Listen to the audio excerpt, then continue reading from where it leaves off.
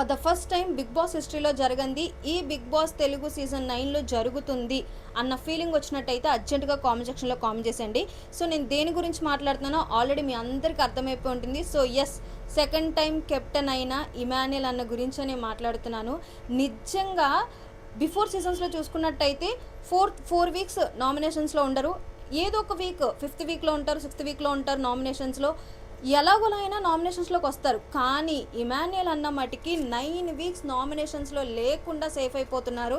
నిజంగా record break చేశారు. నిజంగా ఇమాన్యుయల్ అన్న అంత బాగా ఆడుతున్నాడు. అండ్ చాలామంది కూడా అంటున్నారు 8th వీక్ 9th వీక్ నామినేషన్స్లో లేకపోతే డెఫినెట్గా ఎలిమినేట్ అయిపోతాడు అని చెప్పేసి. బట్ కానీ ఎలిమినేట్ అయిపోయేది పక్కన పెట్టేస్తే విన్నర్ అవుతాడు అన్న కాన్ఫిడెన్స్ అయితే వచ్చేసింది అనమాట. నిన్న చూసినప్పుడు గేమ్ ఏదైతే ఆడాడో ఫస్ట్ టైం అంటే రీతు స్పీడ్ చూసి, రీతు గేమ్ ఆడే తీరు చూసి రీతు అయిద్ది కెప్టెన్ అయిన అయితే చాలామంది అనుకున్నారు. అండ్ పర్సనల్గా నేను కూడా అనుకున్నాను అనమాట, రీతునే అవుతుంది అని చెప్పేసి. బట్ కానీ అది బ్రేక్ చేసి మళ్ళీ సెకండ్ టైం కెప్టెన్ అయ్యి విన్నర్ అయిపోతాడు అనే కాన్ఫిడెన్స్ అయితే ఇచ్చాడు అనమాట ఇమాన్యుయల్ అన్న.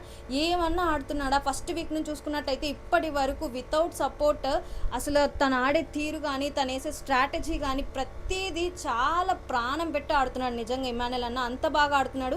ఇమాన్యుయల్ అన్న టీంలో కానీ, ఇమాన్యుయల్ ఎవరి టీంలో ఉన్నా కూడా ఆ టీంకి విన్నే అని అయితే నిజంగా నిన్న ప్రూవ్ చేశాడు ఇమాన్యుయల్ అన్న. అంత బాగా ఆడుతున్నాడు. సపోర్ట్ ఇచ్చినా ఇవ్వకపోయినా, ఎవరు సపోర్ట్ చేసినా చేయకపోయినా నా గేమ్ నేను ఆడాలి, నా స్టాండ్ నేను తీసుకోవాలి అని చెప్పేసి అంత బాగా ఆడుతున్నాడు. నిజంగా విన్నర్ అవ్వాలి అని మీరు ఎంతమంది అనుకుంటున్నారో ఇమాన్యుయల్ అన్న గురించి కామెంట్ సెక్షన్లో కామెంట్ చేసేయండి.